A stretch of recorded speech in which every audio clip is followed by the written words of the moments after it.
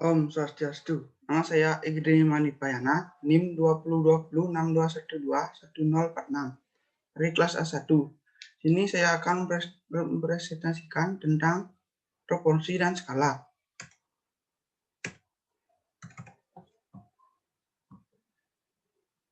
1. Proporsi dan skala. Skala menjelaskan tentang ukuran suatu objek yang dibandingkan dengan standar referensi, sedangkan proporsi merupakan keharmonisan suatu objek dengan komponen-komponen yang ada di sekitarnya.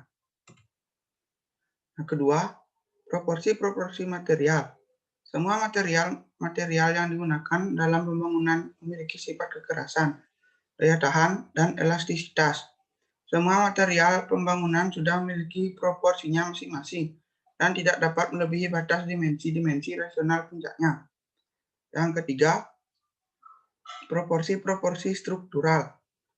Dalam konstruksi arsitektural, elemen strukturnya dituntut harus bisa membentangi ruang dan menyalurkan beban bangunan itu sendiri melalui penopang vertikal ke fondasi bangunan itu sendiri. Yang keempat, proporsi pabrikan. Unsur arsitektur banyak dibuat dalam pabrik, mereka memiliki standar ukuran dan proporsi yang mau tidak mau harus diikuti oleh para produsen perseorangan. Yang kelima, sistem proporsi. Persepsi kita terhadap proporsi dan skala sebenarnya tidak akurat. Cara kita dalam memandangnya sangat berpengaruh dalam melihat suatu objek dan akan menghasilkan persepsi yang berbeda-beda. Adapun contoh-contoh teori proporsi. Yang pertama, penampang emas atau golden section. Penampang emas ini bisa digambarkan sebagai perbandingan dua garis penampang yang garis kecilnya berbandingan dengan yang lebih besar dan yang lebih besar berbanding dengan jumlah kedua garis tersebut. Kedua, garis-garis yang mengatur. Garis-garis diagonal pada persegi panjang bisa juga disebut sebagai garis-garis yang mengatur. Garis ini juga dapat mengendalikan proporsi dan penempatan elemen di dalam sistem proporsi. 3. Tatanan klasik. Unit dimensi dasar bagi bangsa Romawi dan Yunani kuno adalah diameter kolom. Tatanan-tatanannya lebih mementingkan pada seluruh bangunan agar memiliki proporsi yang harmonis. 4. Teori Renaissance. Arsitek-arsitek pada zaman Renaissance menetapkan teori Pythagoras ke perbandingan suatu irama skala musik Yunani. Gambar di samping merupakan 7 bentuk dasar denah yang ideal menurut Andrea Palladio. Yang kelima, modular. Merupakan sistem proporsi yang dikembangkan oleh Le Corbusier. Dasar dari alat pengukur modular ini adalah matematika atau dimensi estetis golden section dan Fibonacci dan proporsi tubuh manusia. Yang keenam, Ken. Merupakan unit pengukuran tradisional Jepang yang digunakan pada akhir pertengahan abad. Pada awalnya, Ken digunakan untuk menandai jarak antar kolom, lalu Ken segera dijadikan standar untuk arsitektur hunian. Yang ketujuh, antropometri.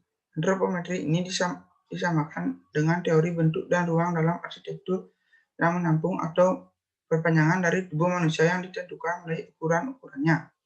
Kesulitannya adalah sifat dan data yang dibutuhkan untuk penggunaannya. Yang kedelapan, skala. Skala mengarahkan bagaimana kita bisa menilai suatu ukuran benda atau hal lainnya. Dalam skala kita membandingkan satu hal dengan yang lainnya. Yang kesembilan, skala visual. Konsep skala visual ini merujuk pada seberapa kecil atau besar suatu objek yang dapat berkaitan dengan ukuran normalnya. Dalam skala bangunan, semua elemennya yang kecil maupun yang besar, penting atau tidaknya, pasti mempunyai ukuran tertentu. Yang ke-10, skala manusia. Manusia juga memiliki skala dalam arsitektur yang dapat dilihat pada dimensi dan proporsi tubuh manusia. Di bagian ini dapat menyinggung antropometri bahwa dimensi bervariasi dan tidak digunakan sebagai alat pengukur ruang. Yang ke-11, perbandingan skala. Dalam subbab ini akan ada beberapa struktur arsitektural dari periode serta tempat bersejarah serta memiliki skala yang sama. Dan yang terakhir, kesimpulannya. Proporsi merupakan hasil perhitungan bersifat rasional dan terjadi bila dua buah perbandingan adalah sama. Proporsi dalam arsitektur adalah hubungan antar bagian dari suatu desain dan hubungan antara bagian dengan keseluruhan. Sedangkan skala adalah hubungan harmonis antara bangunan beserta komponen-komponennya dengan manusia. Proporsi memiliki beberapa jenis, yaitu penampang emas atau golden section, dan susunan-susunan klasik, teori-teori Renaissance, modulor, Kent, dan antropometri. Dan skala juga ada beberapa jenis, yaitu skala visual dan skala manusia. Sekian presentasi dari saya.